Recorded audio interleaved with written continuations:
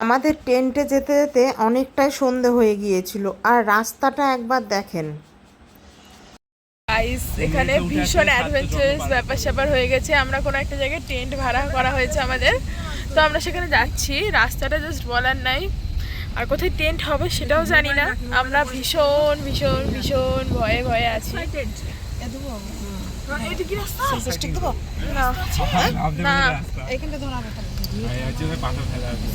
এখানে আদেও রাস্তা। আমরা এখন একটা অদ্ভুত জায়গায় আছি। এখানে নিচে হচ্ছে টেন্ট আছে, তো আমরা টেন্টে যাব। টেন্টে গিয়ে আমরা থাকবো, কিন্তু কোন দিক দিয়ে যাব, কিভাবে যাব আমরা কিছু জানি না। এই যে এটা চারিদিকের ভুতুরে অ্যাম্বিয়েন্স, লোকজন অনেক আছে, এমনটা নয় লোকজন নেই, নদীর ধারে টেন্টগুলো, বাট এখান থেকে অনেকটা নামতে হবে। আর এখানে ব্যাপারটা হচ্ছে লাগেজ নিয়ে নামতে হবে। সব থেকে হার্ডেস্ট ব্যাপার হচ্ছে এটাই। আমরা আগে ব্যাপারটা জানতাম না, সেই অনুযায়ী আমাদের লাগেজও গোছানো নেই, তো দেখা যাক কত দূর কী নিয়ে যাওয়া যায়। অনেকটা নিচেও নামতে হবে, আবার কালকে সকালে তুলেও আনতে হবে। ব্যাপারটা বেশ হার্ডেস্ট রয়েছে, দেখা যাক আগে আগে কী কী হয়। সব কিছু আছে, খুব মজা লাগছে। সিঁড়ি, হ্যাঁ আচ্ছা ঠিক আছে। ও, এরপরে আবার এখানটায় করে যেতে হবে। ও মাই গড, ব্যাগ ফ্যাগ রেখে একটু ফ্রেশ হয়ে আসবো।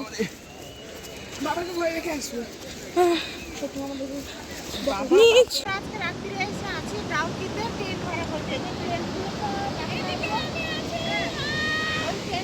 আমরা রাত্রিতে থাকবো।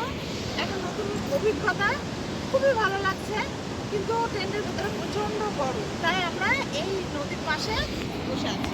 এটা কি নদী আমার জানা নেই, পরে চাঁদ করলে আপনাদের জানাবো। টাটা কথা, টাটা কথা। এইদিকে পূর্ণিমা চাঁদ দেখা যাচ্ছে, দেখুন কি অপূর্ব দৃশ্য, তাই না?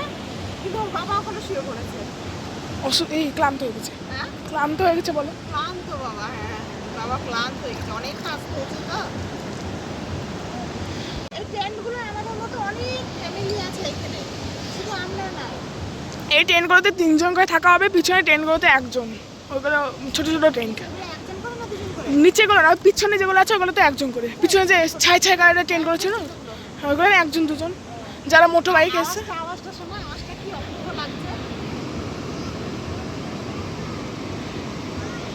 চলুন, রাতেকার খাবারও চলে এসেছে এখানে, তাই বসে খেয়ে নিই একবারে, কারণ ওর বাবা বলল আমি আর খাবো না, তোমরা খেয়ে নাও। এখানে রাতে খাবারে দিয়েছিল ভাত রুটি, যে যেটা নেবে সেটাই বলেছিল, তা দুটোই অর্ডার দেওয়া ছিল, কারণ আদি ভাত খায়। আর দিয়েছিল ডিমের কারি, আর গাজরে আলুতে ছোট ছোট করে একটা ভাজা, আলুর ঝুরি ভাজা, আর টমেটো পোড়া, স্যালাড, এগুলোই ছিল রাতেকার খাবার। আর খাবারগুলো না, প্রতিটা খাবার ছিল খুবই টেস্টি, আর খেয়েও খুব শান্তি হয়েছিল আমাদের। তাই এখানে এই টেন্টের ভেতরে তো এসে যতটা গরম লাগছিল, রাত্রিরে শোয়ার পর আর একটুও গরম লাগছিল না, ভেতরটা বেশ ঠান্ডা হয়ে গিয়েছিল।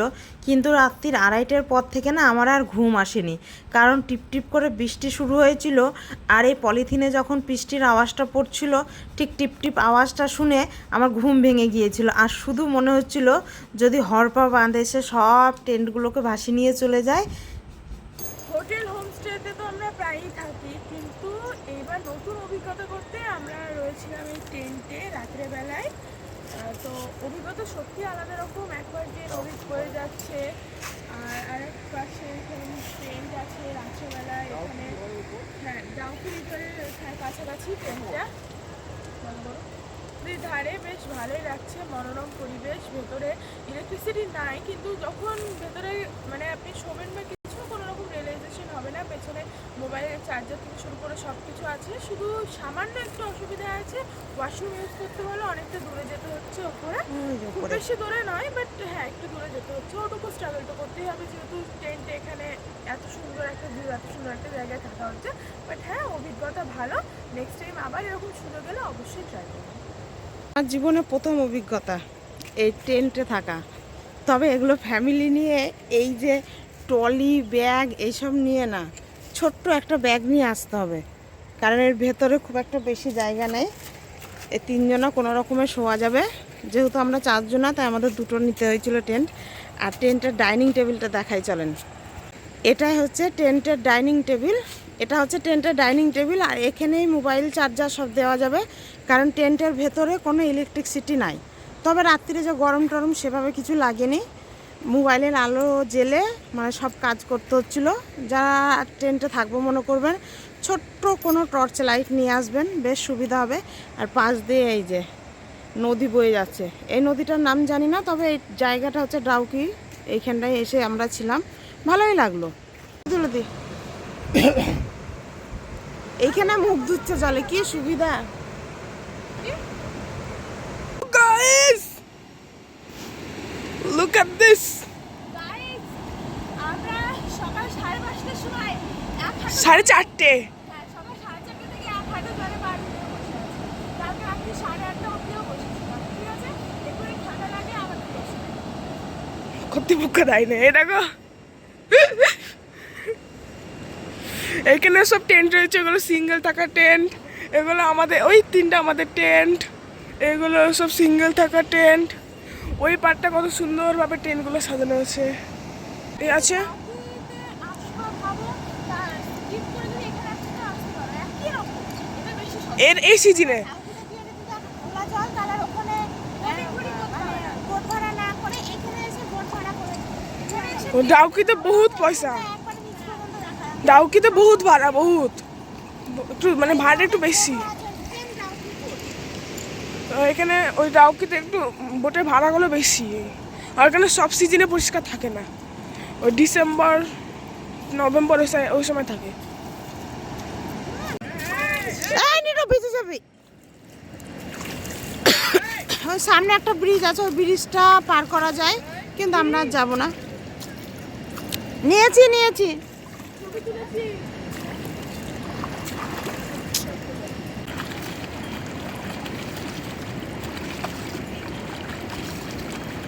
গদায় ভিজিস না বাবা।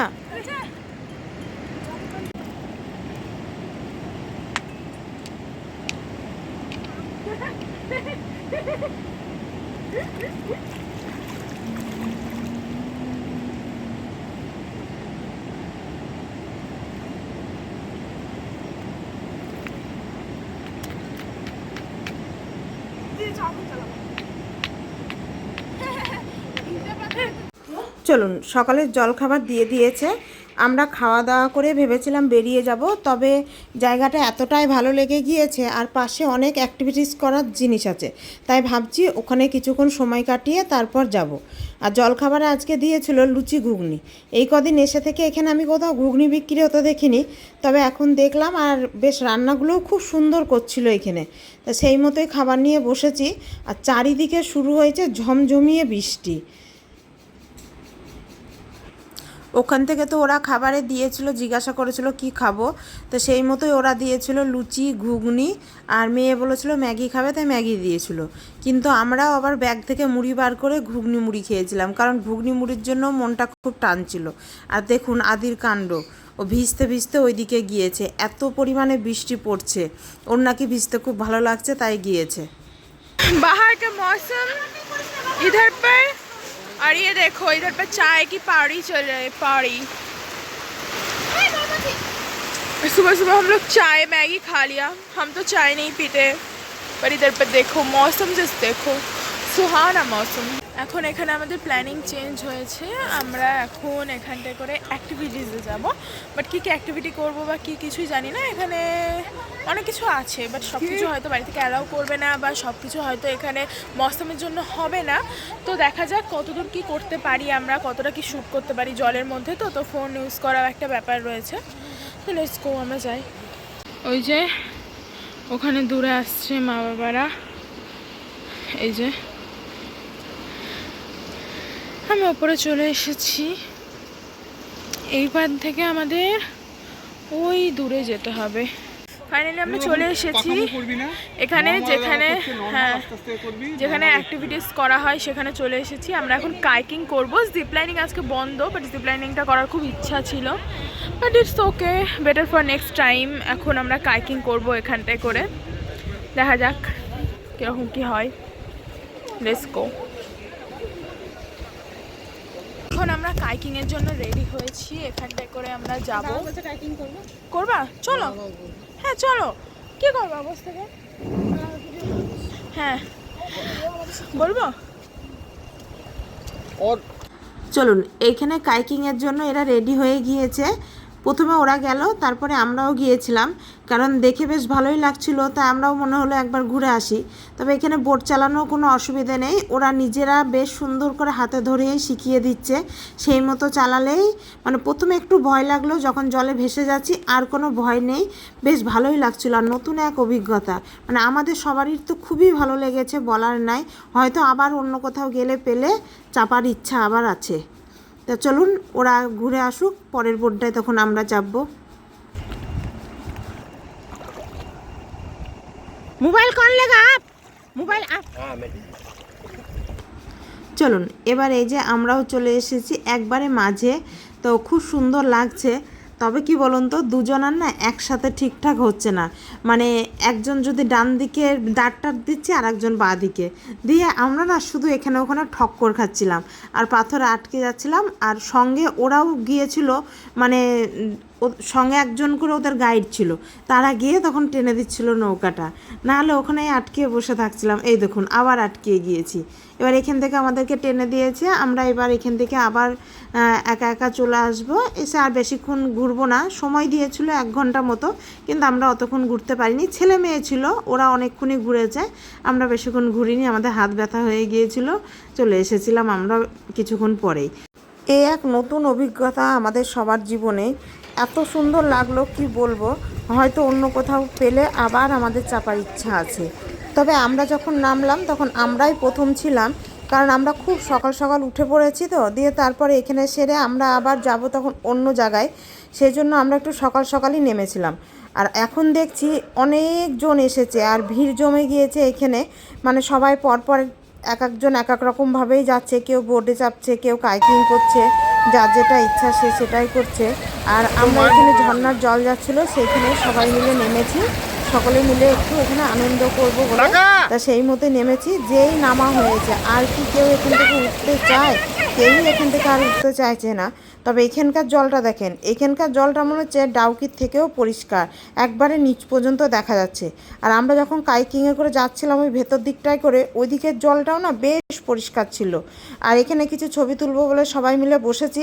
আমার ছেলেটা দেখেন কি দুষ্টু, পায়ে পাথর চাপিয়ে দিয়েছে, দিয়ে বলছে এর জলটা হালকা ভেসে যাচ্ছি, তুমি ভেসে যাও যদি, তাই একটা পাথর চাপিয়ে দিয়েছে, ভারী হয়ে থাকবে। তাহলে কেমন দুষ্টু। তাই এখানে সবাই মিলে একটু ছবি তুলে তারপরে আবার কিছুক্ষণ জলে আনন্দ করে তারপরে তখন উঠে পড়বো এখান থেকে। এখানেই দুপুরে খাওয়া দাওয়া করবো, কারণ এখানে খাওয়া দাওয়াটা বেশ ভালোই ছিল। আবার কোথাও অন্য কোথাও গেলে সেখানে গিয়ে আবার হোটেলে দাঁড়াতে হবে, খাবার অর্ডার করতে হবে, দেরি হবে। সেই মতো আমরা এখানে দুপুরে খাওয়া দাওয়া করে একবারে বেরোবো, দিয়ে আমরা যাব গুয়াহাটিতে। এরপরে রাত্রিরে থাকবো, থেকে সকালে কামাখ্যা দেখে তারপর যাব বাড়ি। আমাদের বিকালে ট্রেন আছে। আর এই ছেলে মেয়ে কিছুতেই জলে নামলে উঠতে চায় না, তবে আমিও তাই, জলে নামলে আর উঠতে ইচ্ছা করে না। এদিকে ওর বাবা শুধু বকাবকি করছে উঠো ওঠো করে, কেউই উঠতে চাইছে না, আমরাও উঠতে চাইছি না। ওদিকে বৌদিরা বসে আছে, ওরাও কিছুতেই উঠতে চাইছে না। সবারই একটাই কথা, তুমি আগে উঠো, তুমি আগে উঠো।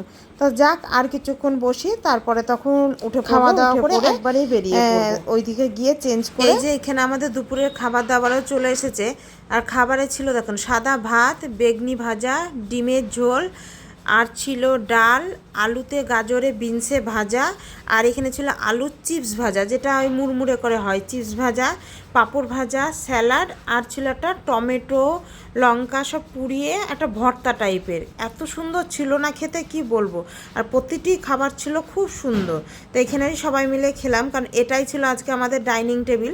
আর খাবারগুলো না সব দিচ্ছিল হটপটে করে, যার জন্য একটু দেরি হলেও কোনো অসুবিধা ছিল না, সব খাবারই গরম থাকছিল।